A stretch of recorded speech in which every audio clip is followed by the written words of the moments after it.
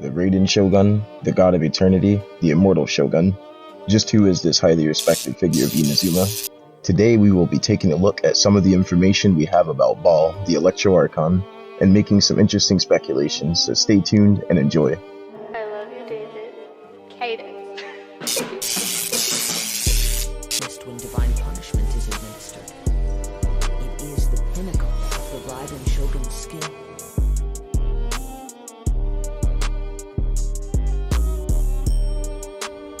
People's aspirations were stripped away.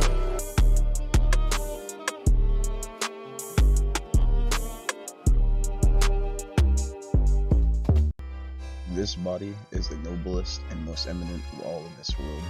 It should hold absolute control over this world. It once promised its people a dream, the never-changing eternity. These are the words said to have been uttered from Ball, the current placeholder of the title of Archon in Inazuma, as stated on the in-game item description of the Barda Amethyst. Now, following the 1.6 live stream, there's been a massive surge of information on the internet, and there's been a lot of opportunities for us to find out more about Ball, including some concept-like images taken from Kazuha's story teaser, and even what appears to be an in-game 3D rendering of her model. And I gotta say, as far as appearance goes, she's pretty astonishing. Her design doesn't necessarily follow the trend of the characters released in the past, but that's to be expected with the release of characters hailing from Inazuma. But nonetheless, I've had my head up the Electro Archon's ass ever since I found out about Inazuma, and today I would like to share with you my opinions on her as a character, and my predictions on how she will function in this game as a unit. This is strictly speculation, and I will be following up with these speculations with more information, guys. First, we'll talk about what role she'll play. Is she going to be a support or a DPS?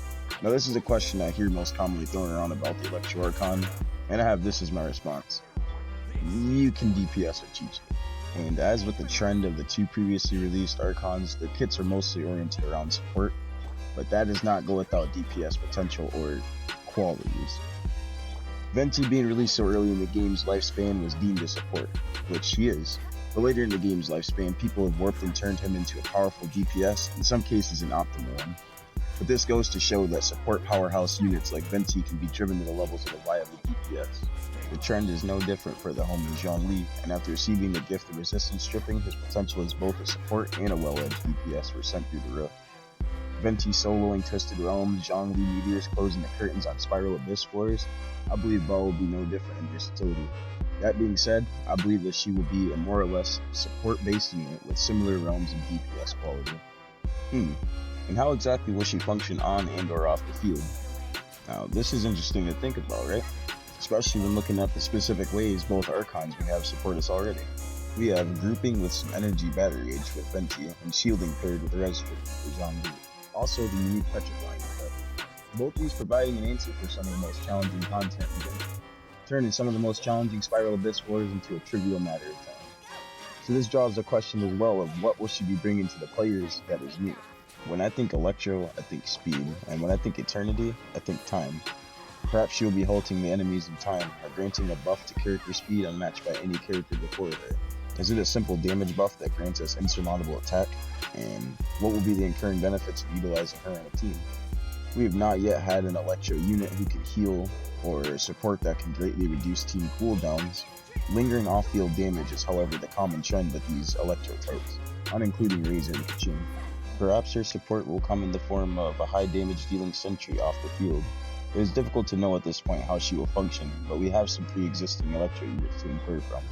Kaching and Razor, for instance, both selfish main DPS with kits centered around dealing damage and honing on targets. Then there's Visual, Beto, and Lisa, all with wonderful supportive capability, greatly maintained while off the field, all having their fair share of flaws and yet fulfilling specific roles. I believe Ball could potentially be an offensive-oriented support unit with abilities centered around off-field DPS with more than moderate potential to play a main DPS role. But there was something very interesting about Kazuha's story teaser that may give some ideas. He was once a good friend of mine. One day he asked me about a sword art of which he had heard, the Musono Hitotachi. I told him it can only be witnessed when divine punishment is administered. It is the pinnacle of the Raiden Shogun's skill, a symbol of ultimate power. But he replied, there must be one who can withstand it. There will always be those who dare to brave the lightning's glow. Then, the Vision Hunt decree arrived. People's aspirations were stripped away as the Raiden Shogun began to construct her ideal of eternity. While I was fleeing from place to place, I heard that my friend had challenged the Vision Hunters to a duel before the throne. A solemn yet brutal challenge. The defeated face divine punishment, while the victors gain a second chance. Perhaps he thought he of all people should make a stand. Coming face to face with the Musono Hitotachi was all that he truly desired, after all. When I arrived at Tenshukaku, the duel was over. I heard his sentence of divine punishment, his severed blade hitting the ground. Perhaps that was the glory he had yearned to witness. In his last moments, what expression was on his face? Before I knew it, I had stepped forward and snatched the dying vision and was running from the scene. All I knew was that I mustn't let his hope, which burned so brightly, become buried among the ice-cold statue of a god.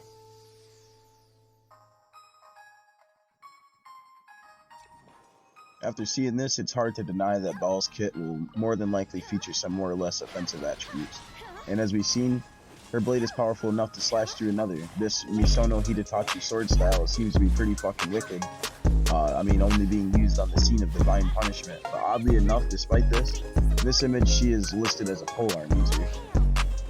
I personally would prefer her with the sword, but I'm not too convinced this would be the case on release. As a man who wears his Hu Tao on his sleeve and his Yu on his shoulders, I would like Baal to be a sword holder. It's a short poem by your boy. She also appears to be quite ruthless in ruling her nation. She is said to be very self-centered and superficial, and quite frankly, I love this idea, because it draws an interesting curve between her and most of the characters in this game being, how you say, soft. If she's the villain we love to hate, then this would be a dope personality to add to the Genshin roster. Overall, I'm highly anticipating this one, guys. I think she'll bring a new refreshing change to the support role and will greatly impact gameplay in some aspect or another. But with all things considered, I don't think she'll be appearing as a limited event character until late after Inazuma's release. I feel as though her banner will end up following the final Archon quest or even during the conclusion to the whole arc of Inazuma. She will play an important role in the story, and some character details disclosed ahead of time would be detrimental to the story's progress, more likely than not.